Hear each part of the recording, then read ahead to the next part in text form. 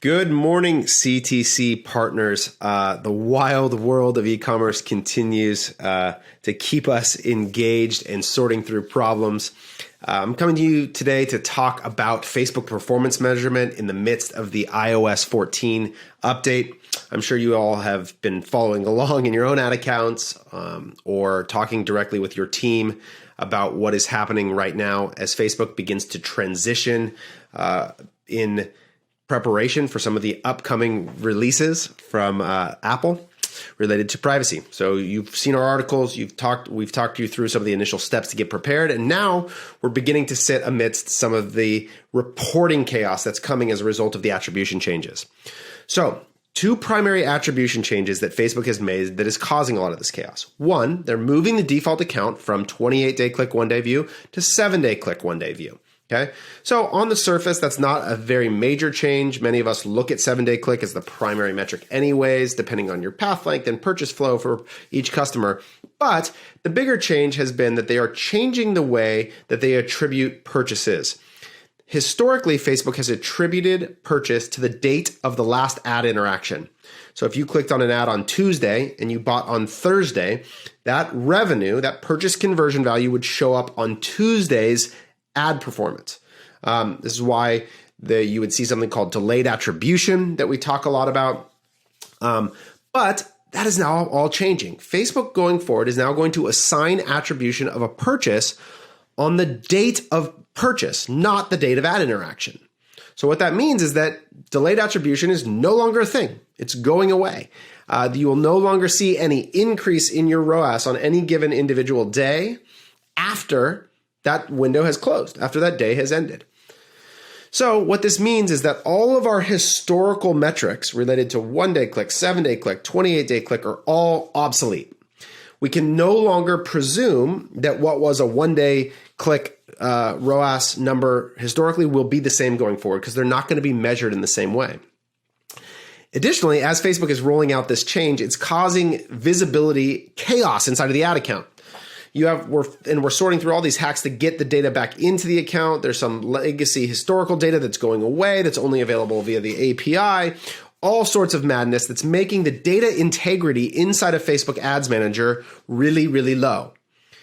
As a result, there's a question of how do we make decisions? How do we continue to press towards the goals that we all have together? Well, that's what I'm here to share with you today. So I want to take you through the sequence of how our teams have been instructed to make decisions inside of your ad account to drive towards the outcomes that we're after together. Number one, guiding light remains MER. Total sales divided by total ad spend at the end of the day is the metric that is going to determine the amount of money that you, the business owner, are putting in your pocket. And so that will always remain the number one thing that we are checking against on a day-to-day basis to ensure that we are reaching the outcomes that we have set forward in your growth maps and agreed upon together as the target. But MER requires that we then break apart that number to platform-specific outcomes so we can make decisions in the ad account. In order to do that, what I want to show you is how we're going to be making that decision. And the first way that we're going to be doing it is a little different than historically, and that's using last click Google Analytics data. Now, here's why. Last click Google Analytics data is not going to be subject to any of these changes related to iOS.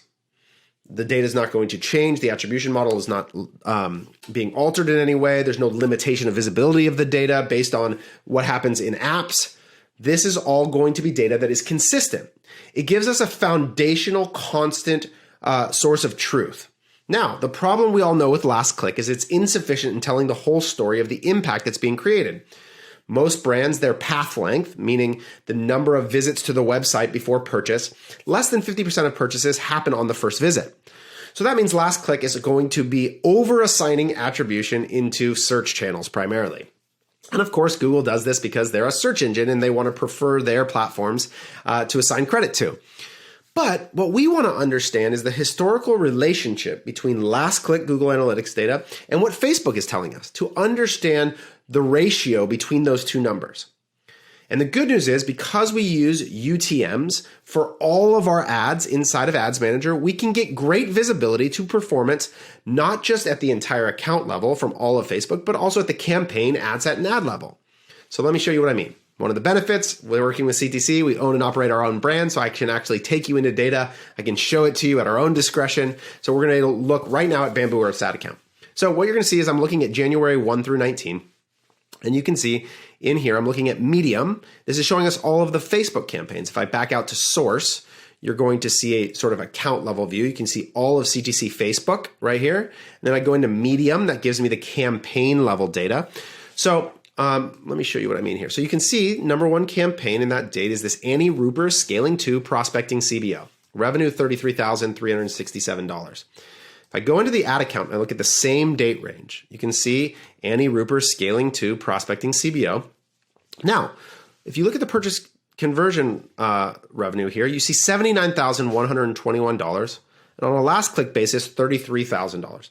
So somewhere around 40%, 38%, whatever the exact number is there in terms of the ratio between the last click GA reported revenue and the Facebook attributed revenue. And in Facebook, this backs out to about a 1.6 ROAS.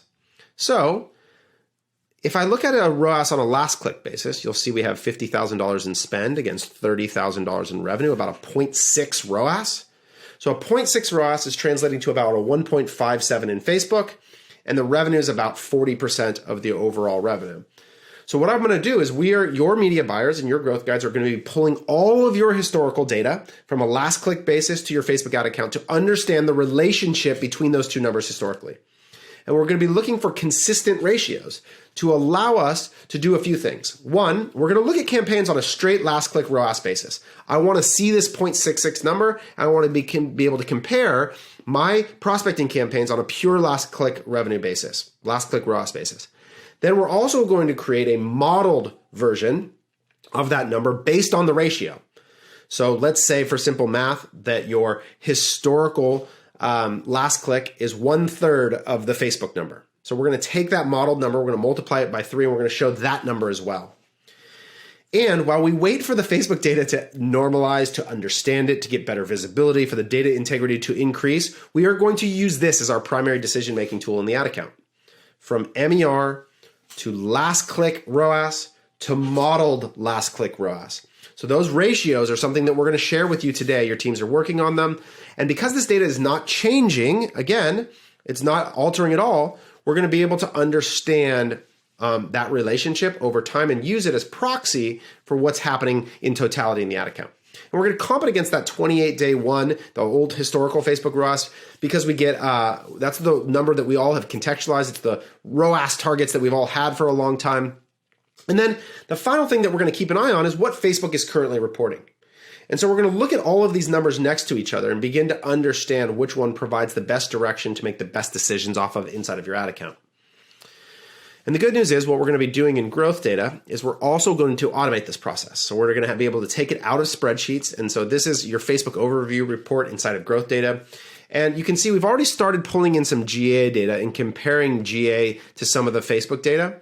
We're also going to do the same thing on a ROAS basis. So you're going to be able to, with one click, see the difference between the Facebook default ROAS, whatever's currently being reported, last click GA data, and then the modeled version that I just talked about, that ratio between last click and historical Facebook numbers.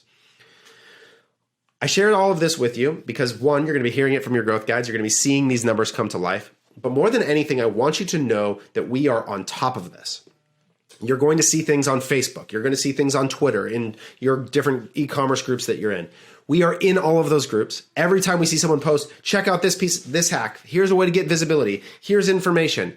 Just know that we are processing that. We're discussing it as a group, and we're making the best recommendation based on what we hear.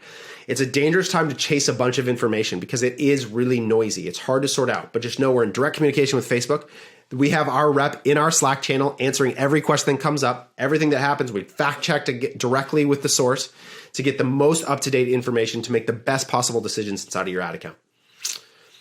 The chaos is going to continue for a little bit as this begins to normalize until iOS actually rolls out. We don't know. There's still the process of making the decisions at the individual conversion event level. Those are all still in front of us.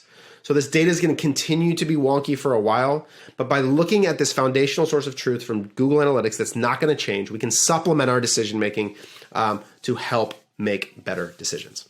So that is what is in front of us. Please, if you have questions, respond here. Right here in this Growth Circle Slack is a great chance to do this in front of as a community to get through any information or questions that we have.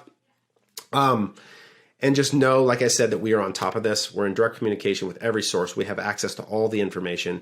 We have direct API connections built in to this tool that allow us to, in as fast as anybody can, process new reports and information. So the good thing about some of the historical data is that it's still going to be available in the API connection. So whether that's Supermetrics or our growth data tool, we will have all of your historical data. We don't need to rush and store it off in some spreadsheet somewhere. Because we have the API connections, we're all set up there. So, appreciate this. I understand the angst it must be causing some of us, but just know we're here for you and we're going to continue to find the ways to make the best decisions. And right now, MER, last click modeled, and then whatever the hell Facebook Ads Manager is showing us is the best way for us to go about this.